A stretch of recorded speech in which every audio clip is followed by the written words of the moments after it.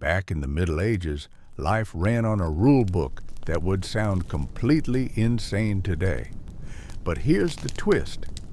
Most of those strange rules actually made perfect sense. From bans on eating certain foods to laws about how long you could mourn, even the weirdest customs had logic hidden behind them.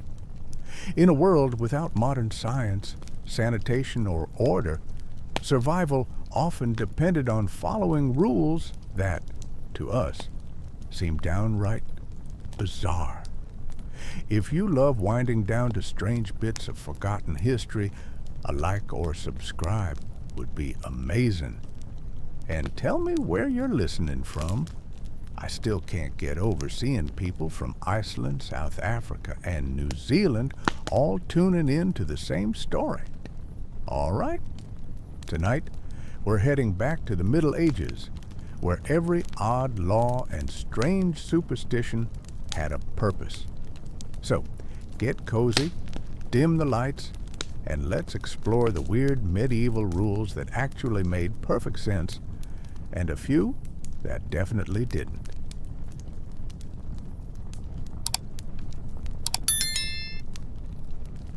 Congratulations, you've just broken the law. That's right. In the Middle Ages, fashion wasn't a matter of taste, it was state policy. Enter sumptu laws, which basically said, wear your class on your sleeve, literally. If you're a peasant, you're stuck with wool, scratchy, dull brown wool, itchy enough to make you question the existence of God. Meanwhile, nobles swan around in silk so bright they look like someone dipped them in unicorn blood. Try to imitate them. The law will notice.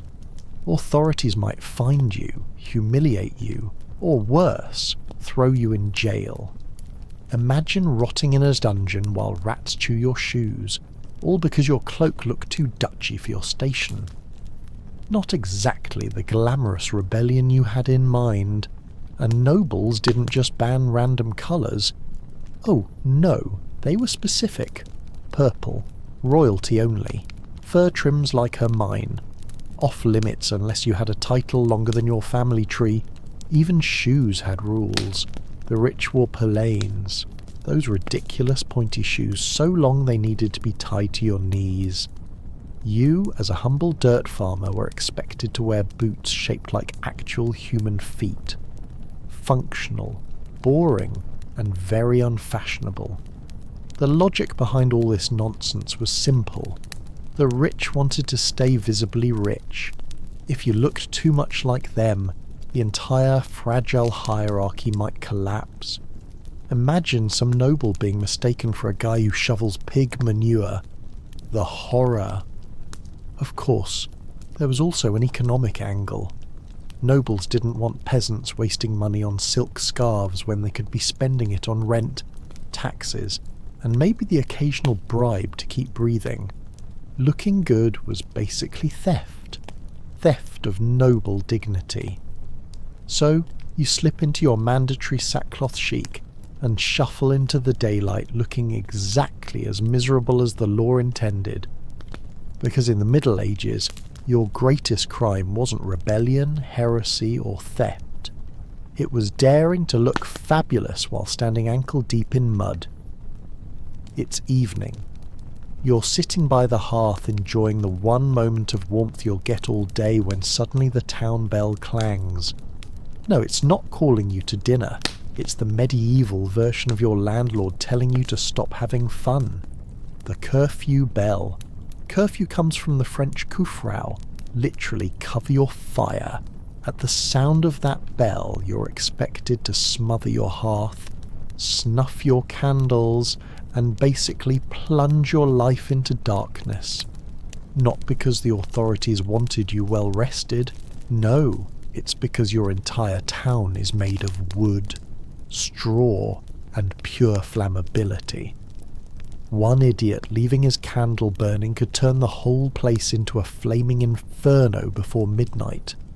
So, the rule makes sense in theory, but in practice, it means you're left stumbling around your hut in the dark, tripping over chickens and stepping into suspicious puddles you really hope are just water.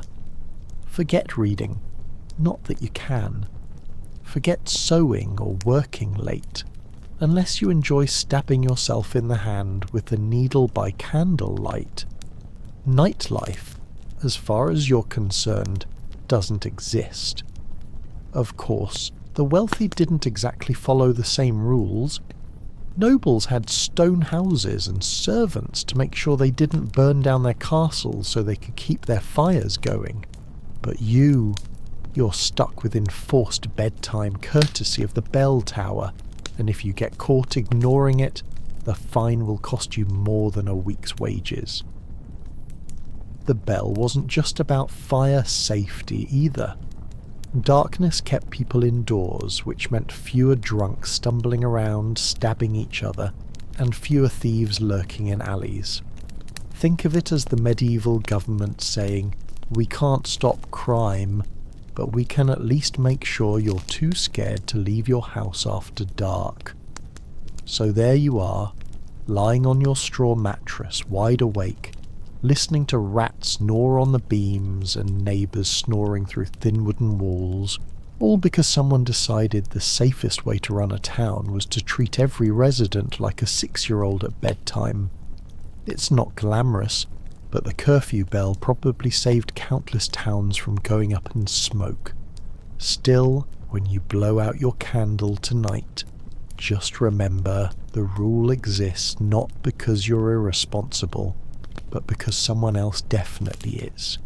You wake up hungry. You've been fantasizing about roasted pork all morning, maybe even a slab of beef if you're really lucky. You walk into the kitchen, the one-room hut you share with your family, and reality smacks you in the face. It's Friday, which means no meat again. Welcome to medieval dietary law, courtesy of the church. Nearly half the calendar was off limits for meat. Fridays, Lent, Advent, countless feast days dedicated to saints you've never heard of. It all adds up to more fish than you ever wanted to see. Forget bacon, it's salted herring again. The spiritual message, discipline and sacrifice. The practical message, please stop eating all the cows before winter. You might think it's absurd, but it had a logic. Cows were precious. They pulled ploughs, gave milk and provided leather. If everyone slaughtered them at the first sign of hunger, the agricultural system would collapse faster than your appetite at the sight of another pickled fish. These rules stretched food supplies, boosted the fishing industry, and kept some semblance of order in a world one bad harvest away from famine. Still, that doesn't make it fun. Imagine trudging home after 12 hours in the fields only to find a plate of dried fish glaring at you like it knows you're disappointed. The rich had it slightly better. They had access to sturgeon eels or elaborate almond-based fake meat dishes. You, meanwhile, were stuck gnawing on a bony carp that tasted like mud. Of course, people cheated. Smugglers sold contraband meat on fasting days, and plenty of peasants quietly roasted a chicken behind closed doors. But if you got caught, fines, public shaming or penance, which usually meant standing in church for hours while everyone stared at you like you'd single-handedly doomed their souls. The irony is that these dietary restrictions shaped entire economies. Towns thrived on fishing, monasteries made fortunes on preserved fish, and fasting days gave cooks a reason to get creative with grains, vegetables and legumes. So, while you're chewing on your 47th plate of salted herring, just remember you're not suffering for nothing. You're propping up medieval Europe's version of food security. Still, no rule in history has ever made fish taste like bacon, and that's the real tragedy. You're starving. Your family is starving. The cabbage stew you've been eating all week tastes like sadness in liquid form. Then you spot it. a plump rabbit hopping merrily through the woods, practically begging to be roasted. Perfect. Right. Wrong. That rabbit belongs to your lord. Everything belongs to your lord. The trees, the deer, the boar, and yes, even that smug little rabbit. Welcome to medieval hunting law, where catching dinner without permission could make you a criminal. The forests weren't public land. They were the medieval version of a private game reserve, and your local noble wasn't about to share. He didn't care that you were chewing on turnips like a desperate goat. He wanted venison at his feast, and you weren't invited. So if you dared to snare that rabbit, you were poaching, a crime taken about as seriously as murder. Punishments varied, but none were pleasant. Best case, a fine you couldn't possibly pay. Worst case, a hand chopped off. Really bad case, execution. Imagine being hanged for the medieval equivalent to stealing a chicken nugget, and the nobles didn't just protect their food out of greed. Hunting rights were a way of showing power. Being able to ride into the forest with hounds and crossbows wasn't just recreation, it was a live-action flex.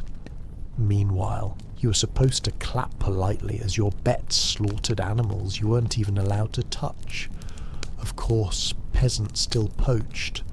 Hunger is persuasive, and rabbits breed faster than punishment could keep up. Whole villages sometimes banded together for secret hunts, slipping into the woods at night with nets and clubs. The thrill wasn't just in catching food, it was in sticking it to the system, if only for a meal. But if you got caught, let's just say the Lord didn't see you as resourceful. The irony is that while you risked death for a rabbit, nobles killed animals in bulk just for sport. Hundreds of deer could be slaughtered in a single hunt. Not because anyone needed that much meat, but because it looked impressive. So you walk home empty-handed, stomach growling, dreaming of roast rabbit you'll never taste. Because in medieval Europe, survival wasn't about skill. It was about remembering that even the wildlife knew its place better than you. You've been accused of stealing a loaf of bread. Did you steal it? Doesn't matter. In the Middle Ages, truth wasn't decided by evidence or witnesses. It was decided by God. And God apparently moonlighted as a game show host. Welcome to the trial by ordeal. Justice with the subtlety of a sledgehammer. The logic was simple. If you were innocent, God would protect you. If you were guilty, he'd let you burn, drown, or bleed. Which sounds fair until you realise that medieval Europe was full of innocent people with terrible luck. Take the ordeal by fire. The judge hands you a red-hot iron bar and says, "Walk 3 paces." You do it, skin sizzling like breakfast bacon. Then they bandage your hand and wait 3 days. If it heals nicely, congratulations, you're innocent. If it furs, which in a world without soap or antibiotics, it absolutely will, guilty. Enjoy your punishment. Or maybe you get the ordeal by water. They tie you up and toss you into a pond. Sink innocent, though you're now at the bottom of the river. Float. Guilty. The logic here was that pure water would reject liars, which is exactly the kind of nonsense you come up with when no one's invented science yet. And then there was the ordeal by combat. Someone accuses you of a crime, and instead of lawyers, you both grab swords and go at it. God apparently chooses the winner. Which sounds noble until you realise the other guy is 6 feet 5 inches and has been training since birth. While you've been hoeing potatoes, guess who God favours today? To be fair, these orals weren't always taken literally. Priests sometimes interpreted the results to avoid killing too many people. and eventually the church banned orals altogether in the 13th century, partly because they realised burn, this guy's hand and see what happens wasn't the most reliable legal system. But for centuries, trials by ordeal were the gold standard of justice, which means if you lived back then, your innocence wasn't proven by honesty or character. It was proven by whether or not you could survive medieval party tricks with fire and water. So next time you complain about jury duty, remember at least no one's asking you to grab a hot iron bar, and hope divine skincare saves you. It's Sunday morning.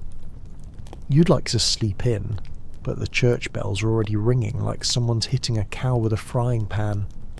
You drag yourself to mass because if you don't, you risk fines, penance, or worse, public gossip, which in a medieval village spreads faster than the plague. Now here's the catch. After Mass, you're not allowed to work at all. No ploughing, no weaving, no fixing the roof that's currently dripping into your stew pot. The rule is simple. Sunday is God's day, not yours. You're supposed to rest, reflect, and avoid sin. Which sounds great in theory until you realise your landlord doesn't care if you're resting. He still wants his rent, and the weeds in your field didn't get the Sabbath memo. The church, to be fair, enforced this for more than just piety.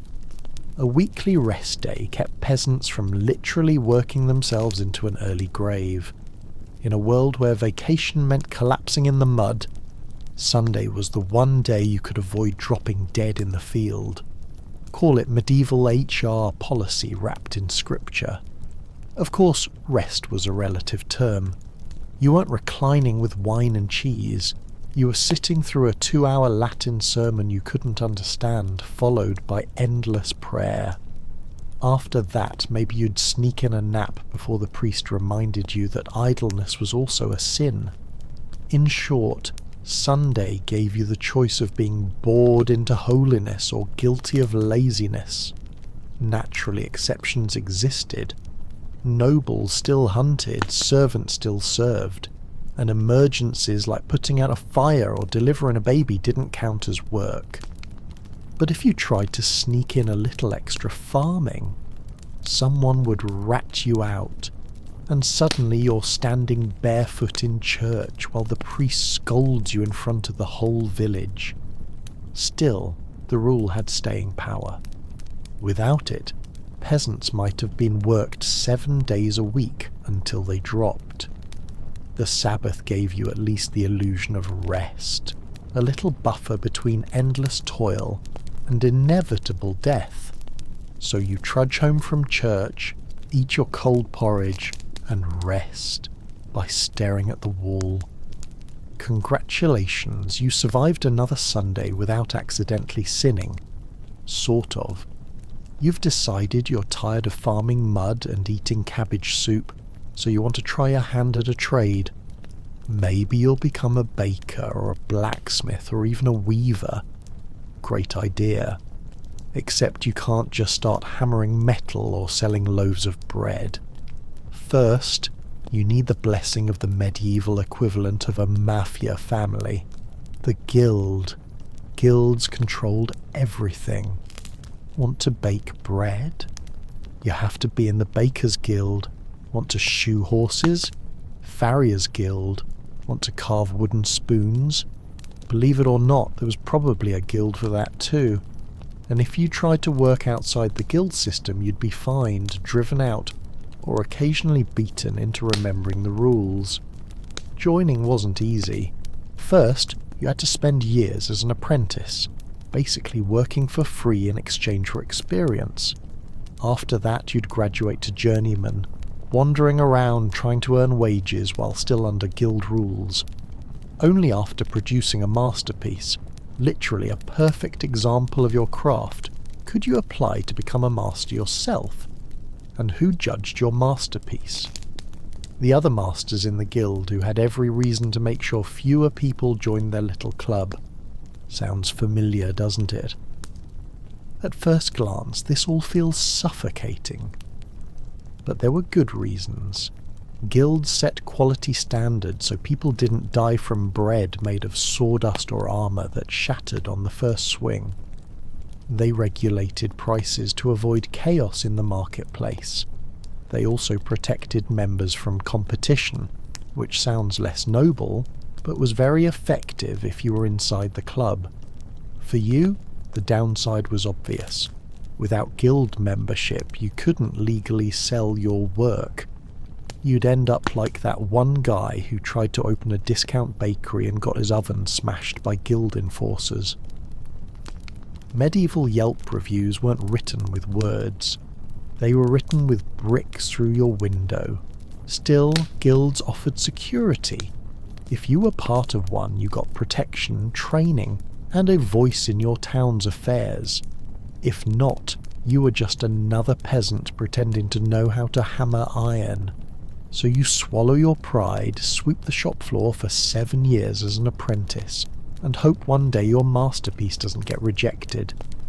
Because in the Middle Ages, you couldn't just follow your passion. You had to follow the guild, or else you don't own a clock. You don't even know what a clock is. Time for you is whatever the local church bell says it is, and those bells, they never stop. They ring to wake you up. They ring to drag you to prayers. They ring for work, for rest, for meals, and for bedtime. Basically, the medieval bell tower was your overbearing parent, and you couldn't even slam your bedroom door to escape it.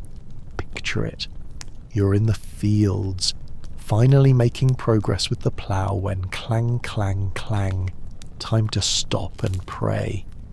You mutter a few words to God, go back to work, and just as you're finding a rhythm again, clang, clang, clang noon bells.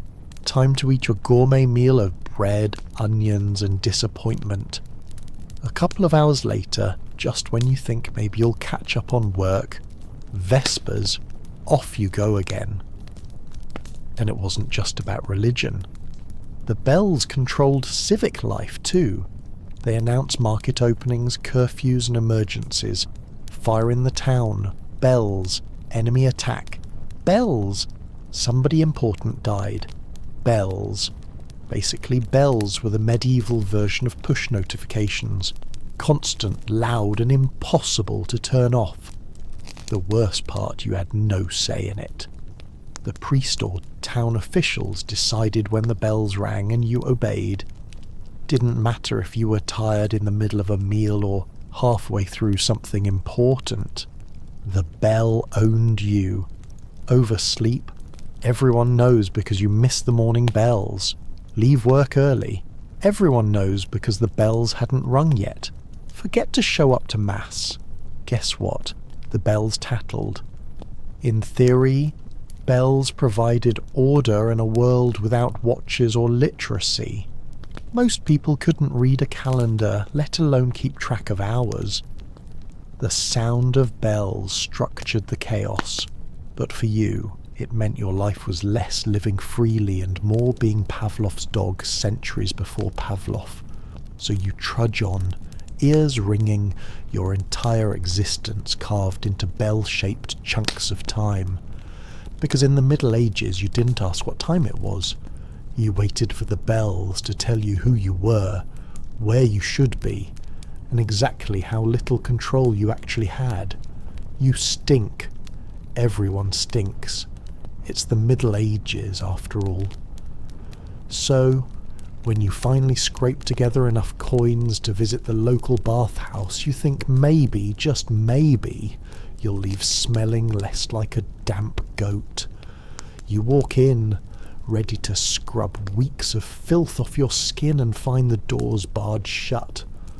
Why? Because the town authorities decided Beathouse are basically plague factories. And to be fair, they weren't entirely wrong. Beathouse weren't just for Beths. They doubled as social clubs, gossip centres, and let's be honest, budget brothel. A place where you could chat, soak and catch a disease all in one convenient visit. When syphilis and plague swept through Europe, The bathhouse became everyone's favourite scapegoat. Shut them down and maybe people stop dropping like flies, or maybe they just keep stinking, which is at least less contagious. But here's the problem.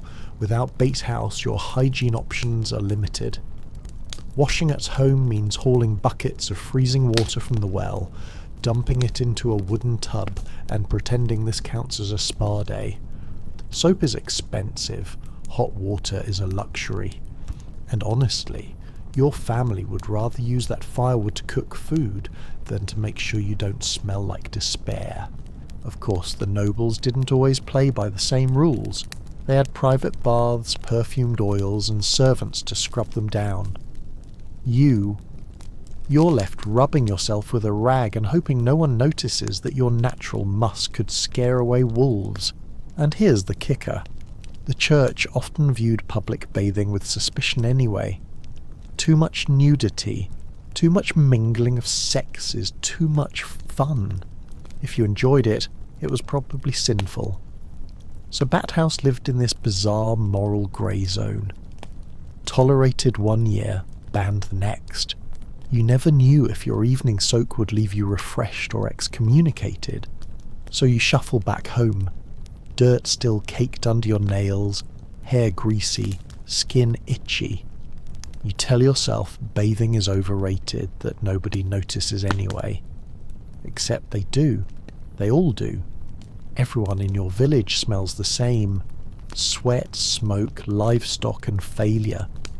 Because in the Middle Ages, washing yourself wasn't just about hygiene, it was about politics, morality, and whether the town thought your bathhouse was saving souls or spreading death. Spoiler, it was probably both. You've done it. After months of back-breaking work and eating porridge that tastes like sadness, you've saved a few coins.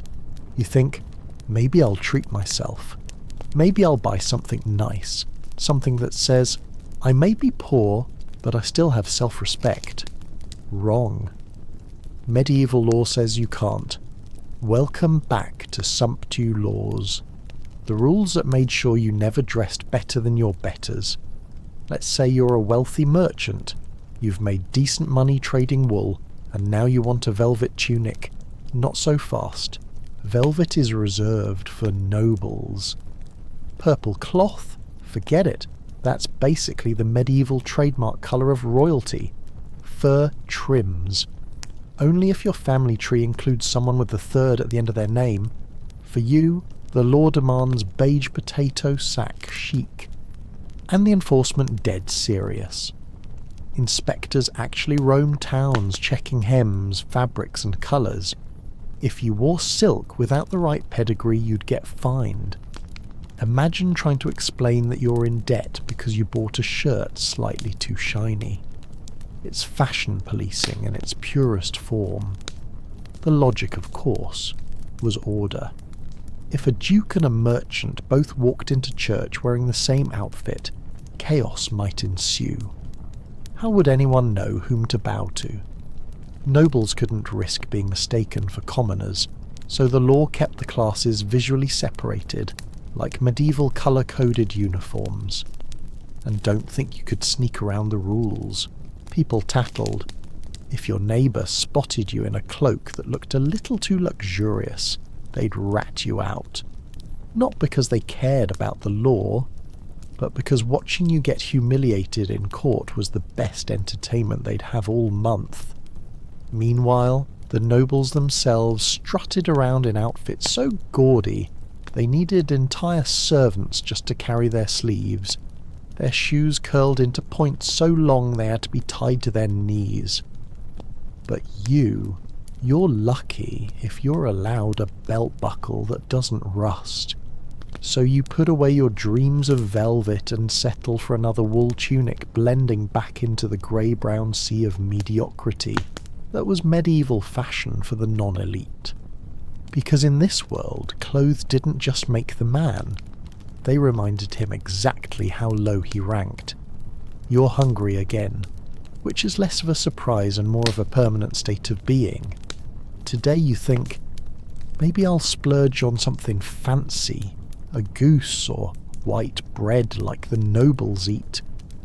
Unfortunately, the medieval rulebook is already laughing at you, because in this world, even your dinner is a reminder that you're not important. Food was divided by class, and the laws made sure you knew it. Nobles got the good stuff: venison, swan, pheasant, and white bread made from refined flour. You, on the other hand, got barley bread so dense it could double as a weapon. You ate onions, leeks, cabbage, and more cabbage. When in doubt, always more cabbage. Your stew wasn't seasoned with herbs. It was seasoned with despair. White bread was especially humiliating. It wasn't just tastier, it was literally a status symbol. Only the wealthy could afford to waste good flour on fancy loaves while you were stuck with dark bread that looked and tasted like a doorstop. And if you tried to get around it, say buy a goose on the sly, or sneak some venison into your pot, congratulations, you're guilty of eating above your station, fines, shaming, or worse. Imagine explaining to your children that you're in prison because of bread. The rules weren't only about class snobbery, they also had practical roots. By reserving high-status foods for the elite, society rationed limited resources. If every peasant roasted swans on Sunday, there'd be no swans left for the Duke's feast. And let's be honest, the Duke's feast was always going to matter more than your survival. Of course, this didn't stop peasants from dreaming. Ballads and jokes often poked fun at the idea of a poor man sneaking venison or a roast goose. Food was the fantasy equivalent of winning the lottery. You weren't imagining castles or crowns, just one meal that didn't taste like boiled mud. So you choke down another bowl of thin barley GRL, staring wistfully at the nobles' banquet hall across the way. They're tearing into roast peacock while you gnaw on bread hard enough to chip a tooth. Because in medieval Europe, even what you ate was a law-enforced reminder that your place in the world was firmly at the bottom of the table. You cough once in the marketplace. Bad move. Suddenly every set of eyes is on you like you've just confessed to witchcraft. Welcome to plague season, where one sneeze can get your entire neighbourhood shut down. In the Middle Ages, quarantine wasn't optional. If someone in your house got sick, the authorities would happily lock your door from the outside and nail a cross on it so the whole town knew you were basically a walking biohazard. You didn't leave until everyone inside was either cured or buried. Fresh air. Forget it. The rule was better one dead family than a dead village. Comforting markets closed, inns closed, weddings, fairs and festivals gone. Basically, everything that made life slightly less miserable was outlawed. The logic was sound. Keep people apart and maybe they stop spreading death like it's free samples at a fair. But for you it meant starvation, isolation, and lots of awkward conversations with your family in one cramped room. If you were unlucky enough to be a gravedigger, things got even worse. The authorities forced you to work day and night hauling corpses, digging trenches, and trying not to catch the very thing you were burying. Refuse, and you'd be punished like a criminal. Accept, and you'd probably die anyway. Career options were bleak, and let's not forget the travel bans. Whole towns locked their gates to outsiders. Strangers were treated with suspicion. Merchants were turned away. And if you did manage to sneak in, you were greeted with pitchforks instead of hospitality. Tourism in plague years wasn't exactly thriving. Of course, these rules had their moments of medieval brilliance. Some cities actually reduced death tolls by enforcing strict quarantine. Others just panicked, shut everything down, and hoped God would notice. Either way, the result was the same. You trapped at home, rationing stale bread, and hoping your neighbour's cough didn't drift through the walls. So you sit in your sealed-off house, staring at your family, wondering who's going to start coughing next. The only upside, for once, you don't have to go to church. But it's hard to celebrate when the priest is outside marking your door like it's the medieval version of a hazard sticker.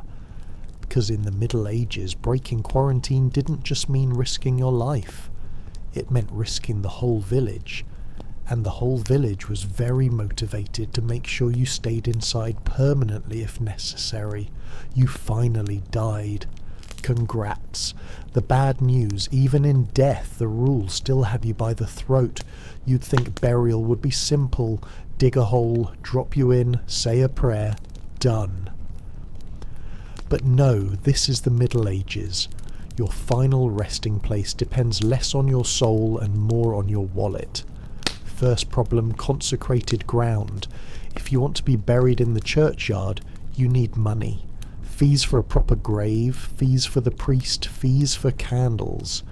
If you can't pay, your body might get shoved into a mass grave outside the walls with a nice scenic view of the local garbage heap. Hope you like the smell of rotting cabbage because you'll be sharing eternity with it. Second problem, space. Cemeteries filled up fast, and when they ran out of room, the gravediggers didn't exactly expand the real estate. They just dug you up after a few years, tossed your bones in a Carroll pit, and recycled your plot. Yes, even in death, you got evicted. Nothing says rest in peace like being stacked like firewood in the corner of a bone house. Third problem, rules about how you died. Suicide. Forget consecrated ground, executed for a crime. Your corpse might end up hanging on display or buried at a crossroads so your restless soul wouldn't bother decent people. Die of plague straight into the nearest trench. Quick lime sprinkled on top. No ceremony, no dignity. And don't think the church was always sympathetic. If you'd been excommunicated, they wouldn't even let your body near holy ground. Basically, sorry. Eternal damnation wasn't enough. Now you're banned from the graveyard too. The wealthy, of course, had it better.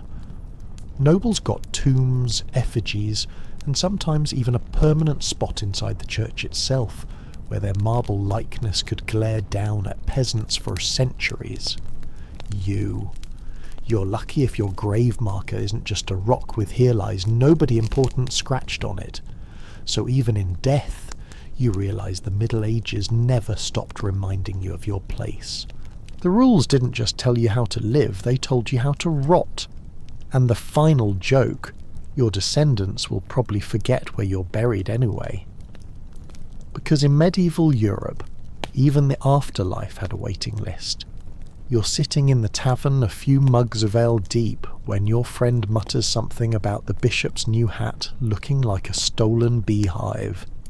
You laugh, maybe a little too loudly. Bad idea. In the Middle Ages, mocking the church wasn't just bad manners, it was a crime. A serious one. See, the church wasn't just about Sunday sermons and stained glass windows. It was the single largest landowner in Europe, wealthier than kings, and basically the medieval version of both Amazon and the IRS combined, which meant insulting a priest or questioning doctrine was like trash-talking your boss while the boss owns your house, your food supply, and your soul. Not smart. Punishments varied, but none were pleasant. You might be fined, forced to do public penance. Imagine standing barefoot in church while everyone stares at you like you farted during Mass. Or if you really pushed it, branded a heretic. And once that label stuck, things got hot. Literally. Because heresy and fire tended to go hand in hand. The rules weren't just about protecting faith, they were about protecting power. The church's authority depended on people believing it was untouchable. If you could mock a priest without consequences, the whole system might start to wobble. and the medieval church did not tolerate wobbling, so you kept your jokes to yourself. Sure, maybe you whispered them after dark in the barn when you were absolutely sure no one was listening. But even then you had to be careful. Neighbours tattled. People earned favours by reporting blasphemy, and let's be honest, who wouldn't sell you out if it meant a little less penance for themselves? Meanwhile, clergy themselves weren't always models of virtue. Some lived lavishly, had mistresses, or hoarded wealth, but criticising that, off limits. You had to smile, nod, and pretend that the bishop's 15th course feast was spiritually uplifting while you gnawed on stale bread. So you bite your tongue, laugh politely at sermons, and never ever make jokes about priests in public again. Because in the Middle Ages, free speech didn't exist. And if you forgot that, the church had plenty of creative ways to remind you. Because here, sticks and stones might break your bones, but words could definitely get you burned. It's nightfall. You're finally home after a long day of bending your spine in half for someone else's profit. All you want is to sit by the fire, eat your watery stew, and maybe not freeze to death. But just as you're starting to feel human again, the church bell clangs. The message is clear. Cover your fire, snuff your candles, fun time's over. This wasn't a suggestion. It was law. Your hearth had to be covered at night, or you risked fines, punishment, or worse, burning the entire village down because you nodded off with a log still smouldering. And in a town made entirely of wood, thatched roofs, and bad decisions, fire spread faster than gossip after mass. One drunk farmer could turn everyone's house into a bonfire, and nobody wanted that. So you obey. You shovel dirt over your fire, muttering curses under your breath, and spend the rest of the evening shivering in the dark. Your entertainment options are limited. Talk to your family who you're sick of.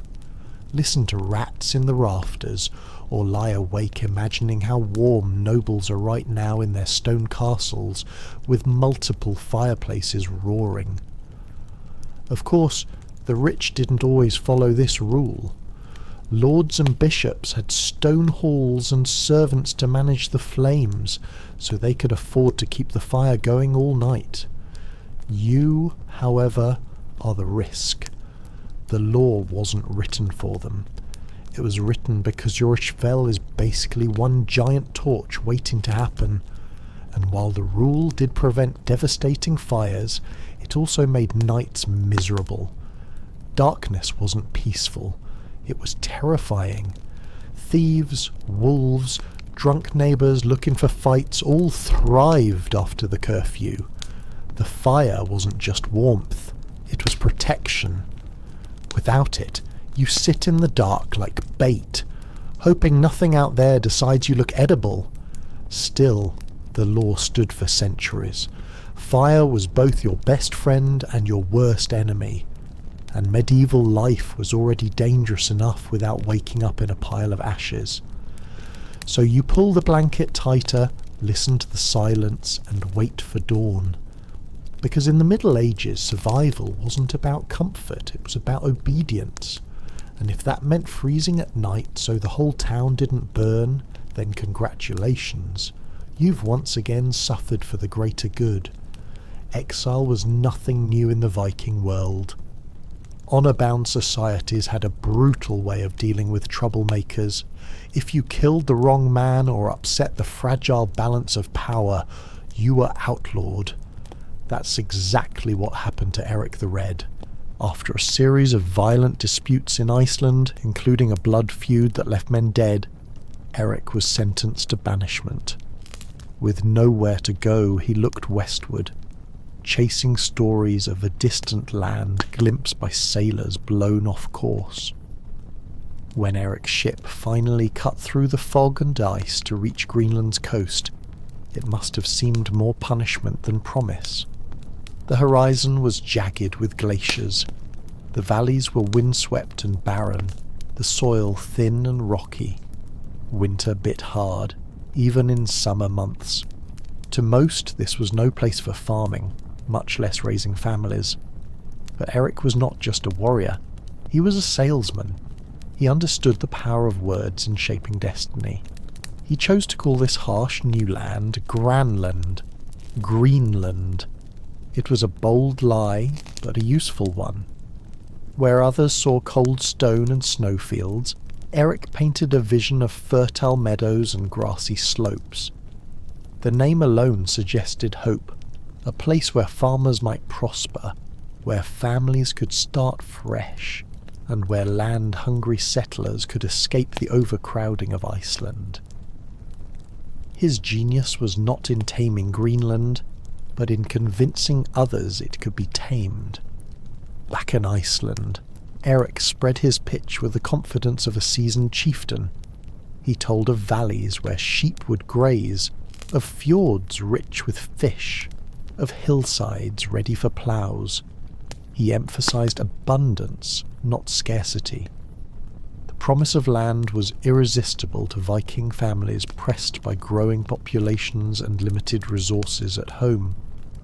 By 985 CE, Eric had gathered a fleet of long ships filled with hopeful settlers, livestock and tools. Some came for necessity, others for adventure.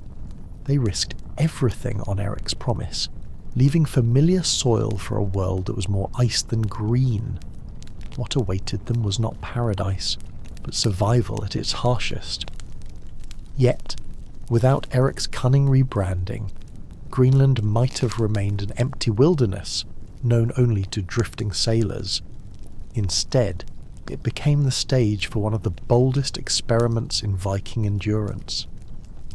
In the summer of 985 CE, the Great Gamble began. Eric the Red had convinced dozens of families to join him, and together they prepared their long ships for the most dangerous voyage of their lives. Unlike raiding expeditions, this was not a quick strike across the sea. These ships carried everything needed to build a society from scratch. Cattle and sheep crammed into pens on deck, goats tethered beside barrels of water, sacks of grain for planting, iron tools and chests of precious cloth and timber. Children clung to their mothers, while warriors stood at the rails, scanning the horizon for danger. The crossing from Iceland to Greenland was no gentle cruise. The North Atlantic was a cruel teacher, and the Vikings knew it well. Fog rolled in thick, hiding the cliffs and reefs until they seemed to spring from nowhere. Sudden squalls ripped through sails, snapping ropes and drenching passengers to the bone. Sea ice floated in great jagged slabs, threatening to crush a hull if struck. Many nights, the only sound was the creak of timber and the prayers whispered into the dark. Not every ship survived. The sagas tell us that of the 25 or so long ships that set out, only about 14 reached Greenland. The rest were lost to storms, shipwreck, or forced to turn back, limping home with broken masts and shattered hopes. Those who pressed on did so with grim determination. To turn back meant shame. To continue meant danger, but also the chance at new land and freedom from old debts. Life aboard ship was cramped and relentless. Families huddled under woolen cloaks, fighting seasickness and hunger. Meals were hard bread, dried fish, and whatever could be boiled in theatre. Livestock fouled the decks and the stench clung to everyone. Yet there was also resilience. Women spun yarn from wool, even at sea, keeping their hands busy. Men sang rowing chants when the wind died, voices rising against the howl of the waves. Children too young to understand the stakes found moments of laughter, playing with driftwood toys between bouts of terror when the ship pitched too violently. After weeks of this peril, the settlers finally sighted Greenland's icy cliffs. Exhausted, battered, but alive, they had crossed the most unforgiving waters in the world. The land that rose before them was no green paradise, but it was theirs, and that was enough to begin. When the settlers first stepped onto Greenland's rocky shores, relief quickly gave way to reality. There were no forests to cut for timber, no soft fields ready for farming, and little sign of abundance. The mountains were bare, the valleys narrow, and the climate unforgiving. If the Vikings were to survive here, they would have to wrestle a home out of the land itself. The solution was both simple and ingenious.